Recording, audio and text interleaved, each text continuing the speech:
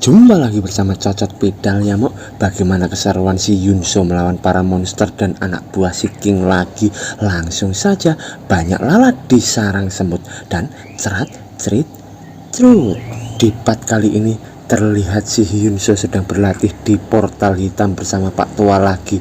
Yun memukul dan ditangkis oleh Pak Tua dengan enteng hingga Yun terpental dahsyat. Yun di sana terlihat sedikit kesakitan dan ia membayangkan terlihat sebuah gelas yang dipegang oleh seseorang. Ternyata itu adalah si Hayurak bersama si Hyun. Hayurak berkata, "Kamu mendengar berita tentang serangan teroris di Perancis bukan?"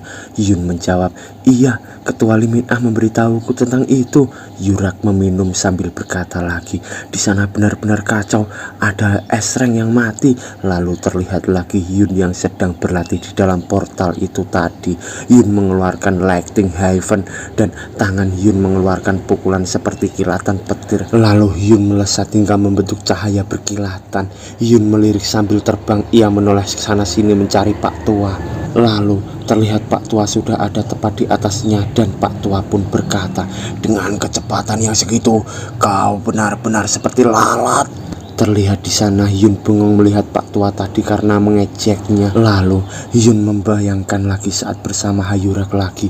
Mereka berdua di sana dan Hayurak berkata, "Tapi kemampuanku belum kembali meski sudah 2 minggu telah berlalu." Hyun menjawab, "Jangan khawatir, aku ada di sini." Dan di sana Hayurak tersenyum tersipu menatap si Hyun itu. Hayurak berkata, "Iya, lega rasanya ada kamu di sini." Lalu Hyun menjawab, "Ku yakin kau akan segera pulih." Lalu kita dibawa ke tempat Hyun ketika latihan itu tadi. Hyun sedang duduk semedi sambil dilihat Pak Tua dari atas. Pak Tua bergumam, "Ruang ini kembali seperti semula meski hancur parah. Apa orang itu bertanggung jawab atas dikirimnya aku ke sini?" Sambil Pak Tua membayangkan saat berada di ruangan saat melawan naga kuno kemarin. Saat dia membayangkan, ia berkata, "Siapa dan apa alasanmu memanggilku ke sini?" Seseorang itu pun berkata, "Aku tidak bisa memberitahukan identitasku padamu." Lalu setelah membayangkan kejadian yang kemarin, Pak Tua pun bergumam, "Ketika aku sakit sampai jiwaku meninggalkan tubuhku, akan kupastikan untuk menghajarnya ketika bertemu lagi dengannya." Sambil Pak Tua menggenggam erat kepalan tangannya, terlihat apartemen tempat Yun tinggal dan Yun sudah selesai latihan dan sudah selesai mandi juga. Yun berkata, "Sekarang aku sudah membeli seluruh gedung. Mandinya pun jadi lebih nyaman." Wah, gedungnya sudah dibeli oleh si Yun Mok hunter kaya. Hehe. Lalu terlihat ponsel Yun berdering dan Yun menjawab teleponnya berkata, "Ah, Limin Ah." Lalu di siang hari yang cerah kita dibawa ke gedung asosiasi.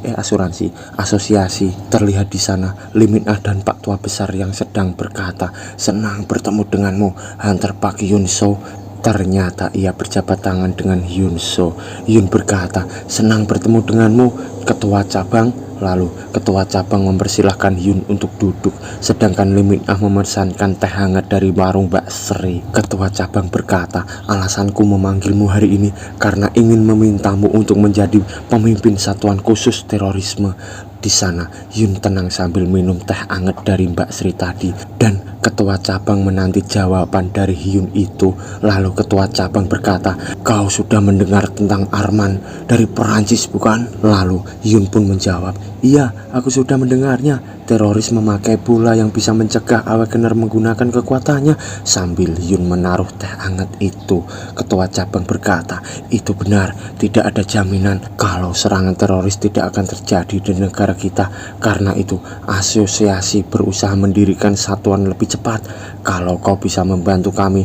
Lalu Hyun tiba-tiba menjawab, "Maafkan aku, dengan rasa hormat harus aku tolak." Dan mereka berdua terdiam kecewa. Limin Ah berpikir, "Kupikir dia akan membantu. Kudengar dia sudah menjadi independen dari Red Lion." Hyun di sana tiba-tiba berkata, "Tapi aku bisa membantu sebagai perorangan, bukan pemimpin." Dan di sana Ketua Cabang terkejut dengan jawaban Hyun itu. Dan terlihat lorong gedung asosiasi dan di sana ada Yun dan ketua cabang sedang berjabat tangan. Ketua cabang berkata, "Kami akan menantikan kerjasama denganmu." Yun menjawab, iya." Lalu Yun pergi meninggalkan mereka berdua dan Lee Min Ah melihat Yun dari sana sambil bergumam, "Kalau bukan urusan resmi, dia bahkan tidak akan bicara denganku ya." Lalu terdengar Pak Tua berkata, "Kenapa kau tidak menyetujui tawarannya menjadi pemimpin?" Yun menjawab, "Ku dengar seseorang tidak boleh melayani orang lain ketika mempunyai kekuatan." Pak Tua berkata lagi, Lumayan juga kau bocah."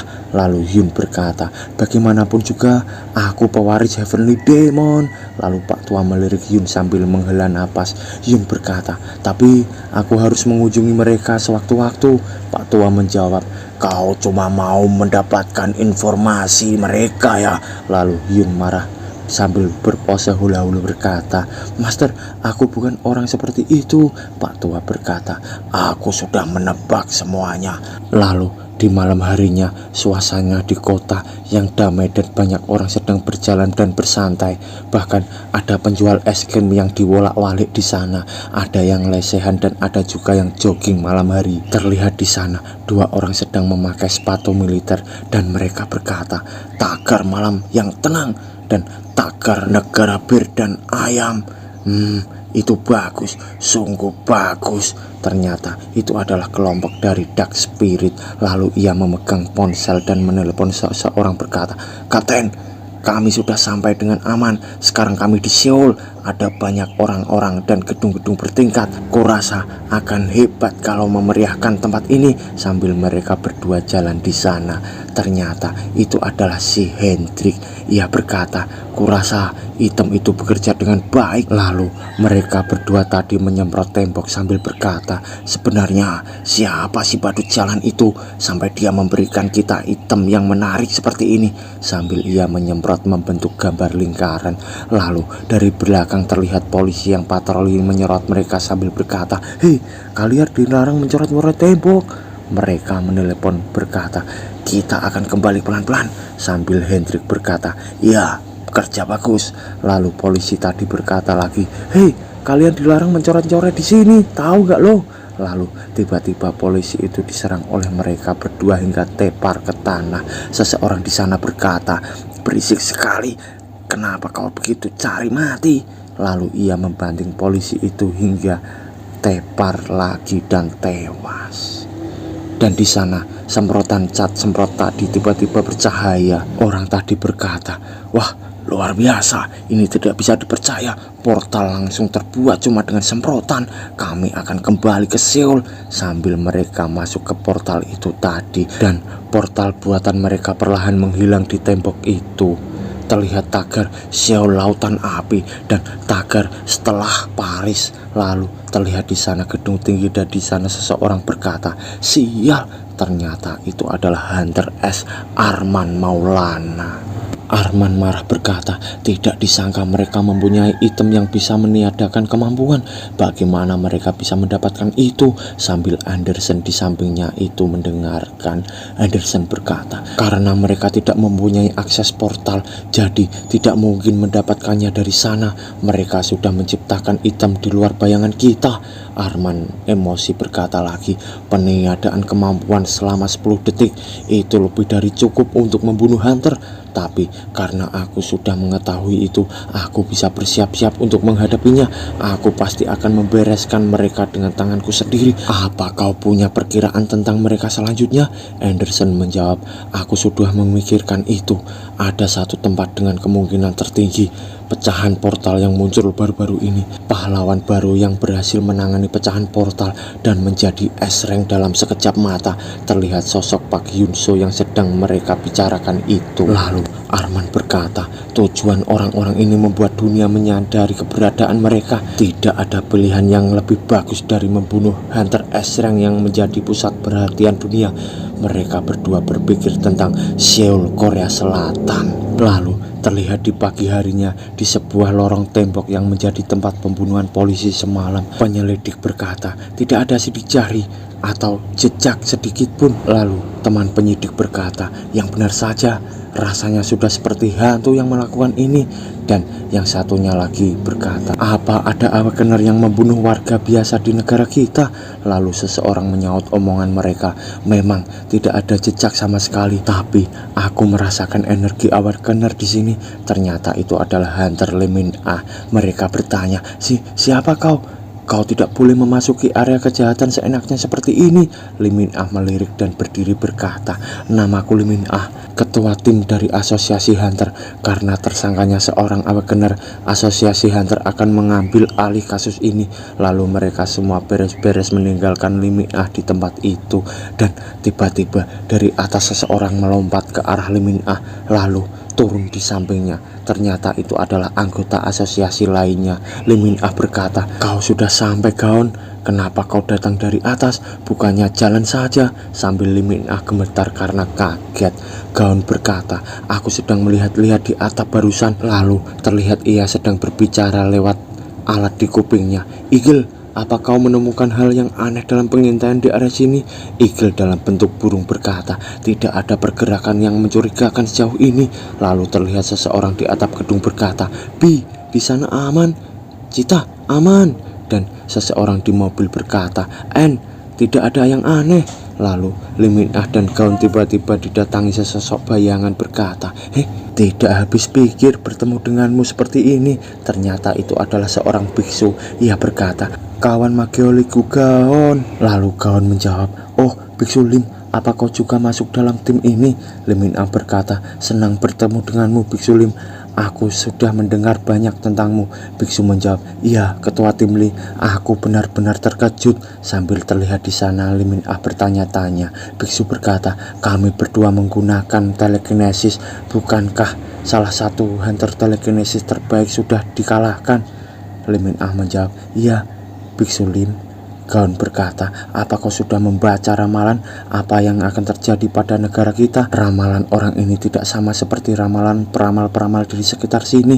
Biksu menjawab, hasilnya bencana. Tampaknya mereka yang muncul di sini. Limin Ah dan Gaon terkejut mendengarnya. Biksu berkata lagi, tapi ku dengar akan ada penanganan setelah terjadi serangan teroris di Paris. Apa anggota kita yang sekarang cukup? Lalu dengan sombong Biksu berkata, bukankah kalian terlalu terang-terangan berusaha meminta bantuanku?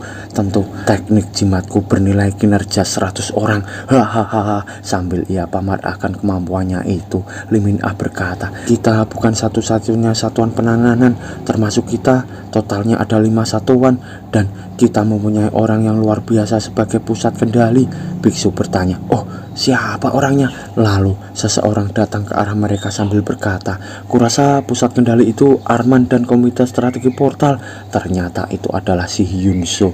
Limin Ah berkata, dia akan bersama kita menyelesaikan masalah ini. Esreng akan bekerja sama dengan kita. Gaon berkata, kurasa kau kaptennya ya? Yun berkata, tidak, aku bukan kapten, aku bergerak sendiri dan cuman memberi informasi. Aku mengandalkanmu. Gaon bergumam, dia berbeda dari dirinya ketika melawan Haxen. Bahkan bisa aku rasakan dia benar-benar esreng. Di sana Limin Ah bertanya-tanya, kau memakai jamnya bukan? Tiba-tiba si Biksu Lim ketakutan terjatuh sambil berkata, roh agung bukan? Dewa yang di sampingmu? Oh, dewa iblis. Lalu di sana Gaon menghampiri dan menenangkan Biksu Lim, sedangkan Pak Tua tersenyum berkata, dia orang yang bisa melihat roh ya. Ho ho ho ho ho. Lalu Yun bertanya mengarah ke Biksu berkata, sini berdiri. Biksu berpikir, tidak disangka dia begitu ramah meski bersama sosok dewa seperti itu. Limin Ah bertanya, tapi ini baru 1 jam setelah Arman mendatangi asosiasi. Bagaimana kau bisa tahu? Yun menjawab, firasat saja, soalnya dia pernah dikalahkan mereka. Gaon berkata, tapi kurasa ada baiknya Pak Yunso yang menjadi kapten. Yun berkata, kau saja. Gaon menjawab, tapi kau hunter esreng kan? Yun berkata lagi, seperti kataku barusan, aku bergerak sendiri dan kau lebih berpengalaman dalam memimpin tim. Gaon malah malu berkata, oh Pak Yunso. Yun berkata lagi, aku tidak keberatan dengan penempatan ini, jadi tidak usah khawatir. Biksu Lim berkata, itu benar, kalau tidak mungkin kita akan menjadi bebannya. Kita tidak boleh merepotkan orang yang bersama sosok dewa. Lalu Yun berkata, bukan seperti itu. Lalu jam mereka semua berbunyi dan menyala. Ternyata itu adalah hologram dari Arman dan dia berkata, ini pesan untuk semua tim. Aku akan menghubungkan kalian semua dengan Tuan Ruben. Biksu dan Gaun terkejut mendengar nama Ruben. Lalu Hunter Ruben berkata, aku memimpin komite strategi portal Ruben karena situasi saat ini mendesak, jadi akan kusampaikan langsung intinya. Setelah menginvestigasi serangan teroris di Paris, tampaknya kejadian pembunuhan di Seoul berkaitan dengan Dark Spirit. Mereka sepertinya memindai area sebelum memulai serangan. Tak lama lagi mereka akan menyerang Seoul. Sayangnya aku tidak bisa memberikan bantuan, tapi Arman dan Anderson akan bersama kalian. Semoga kalian bisa bekerja sama dengan mereka. Yun dan kawan-kawan mendengarkan dengan serius. Ruben berkata lagi, penyerangan mereka sudah dipastikan. Lalu terlihat ledakan besar terjadi dan terlihat tagar yang bertuliskan pergi ke neraka. Di sana anggota Dark Spirit menyerang menggunakan senapan mesin dengan sangat brutal dan juga torpedo yang diarahkan ke gedung sana. Para warga ketakutan berlarian berkata, serangan teroris. Dan terlihat di sana petir yang besar sedang menyambar di arah gedung bertingkat. Ternyata itu adalah si Hendrik. Ia mengeluarkan kekuatannya berkata, kota ini benar-benar layak dihancurkan. Dan bersambung, Mok.